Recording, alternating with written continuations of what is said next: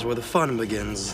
What is up, LEGO fans? Welcome back to another Mr. Woody review. Today we're looking back at an oldie, but a goodie, and this is where the fun begins. Released way back in 2005 with 202 pieces, this is one of the best LEGO Star Wars sets of all time, and I'm going to tell you why. Starting off, we've got our lone minifigure of the set, Anakin Skywalker, with hair just like your mom. In all seriousness though, this figure is a really good representation of what we see with Anakin in the opening scene of Revenge of the Sith. He doesn't have any back printing, but both of his sides look fantastic, with one arm having his black hand and the other one just flesh color. The absolute best part of this figure is the head. The printed detail on that is fantastic, with the talking device he uses to talk to Obi-Wan with in Revenge of the Sith. The hair covers it up a little bit, and the face is kind of iffy, but it looks like classic LEGO, and I love it. And he comes with a blue lightsaber too. Nothing crazy here, just a blue lightsaber. And before we get on to the star of the set, we got to talk about our enemy here. This is one of the battle sets that LEGO has done, and probably one of the cheapest ever at 202 pieces. The Vulture Droid is pretty good. It uses sand blue for most of the pieces, but it's not without its flaws. Even just looking at the side here, you can see already those odd colors popping up out of the back, which definitely isn't something that we want to see. And for whatever reason, LEGO added white and a really bright blue to the back of the head rather than just using sand blue or even gray. So it makes it really stand out, and then ultimately harms the whole look of the Vulture Droid, even if it's supposed to be just an add-on to Anakin Starfighter. But with that aside, looking at the other side, we have great sticker detailing on this, which are most of the stickers of the set are actually on the Vulture Droid. It looks good, and you can even change the Vulture Droid so you can put it in kind of attack position. You can take the head off and put it on top of the body, which I don't know if this is supposed to be a feature, but this really accentuates that white that shouldn't be there. In the movie, the Vulture Droid's heads do move up a little bit, and so I think this is supposed to be like that, but when you put it up on top, it looks pretty bad. But if we put it on the side in a more of a flying position, that's where the Vulture Droid really shines. It looks fantastic and matches what we see in Revenge of the Sith really well. We've got 4 classic LEGO red cones on the front representing blasters, and then from here we can actually move the fins to a more attack position or a closed position. And when I say move them, we're not really using any mechanics or anything like that. You're literally just taking the piece off and putting it back on a different way.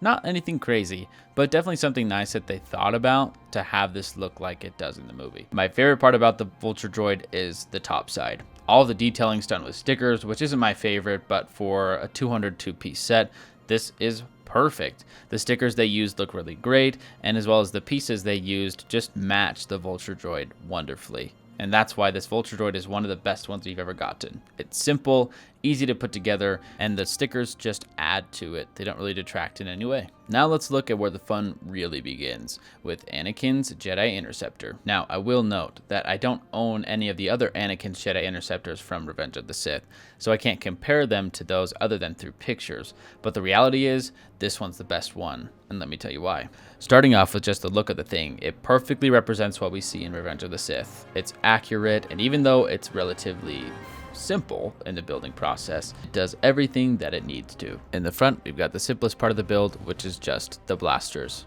2 blue cones attached to a couple gray bars. Nothing crazy, but it gets the job done. Starting off on the first wing with the R2 head, this wing is looking great. Nothing crazy about it, other than it doesn't really fit an R2 minifigure, just the head. But, you know, I guess we get the head. The wings, of course, have fantastic detail, and the side with R2 has, of course, a Republic logo. A correct Republic logo. And then the insignias on the back of both wings are the Open Circle Fleet insignias. At least from my small research that I did on Google, that's what I came up with. If you know what they are, let me know in the comments down below. The best part about all of these insignias is that they're all printed. There are very few stickers on Anakin Starfighter, and you might not even be able to tell where they are. The other wing is just a mirror of the other one without an R2 head. They both also have these gray blaster looking things, which I think are also meant to represent more blasters? That I'm not really sure, but they look good nonetheless. My favorite parts about this is looking at the back. The engine detail looks really good, but the best part of the back is the OG nostalgia that you feel when you think about playing the original LEGO Star Wars video games when you're flying as Anakin Skywalker. Will point out that I do like the landing gear from the front and the back, but the back does have landing gear that's blue for some reason, and the front landing gear kind of makes it look like it has feet, which is a little weird. The winglets also look fantastic, and they are completely printed, all 4 of them, so no mess ups or errors here.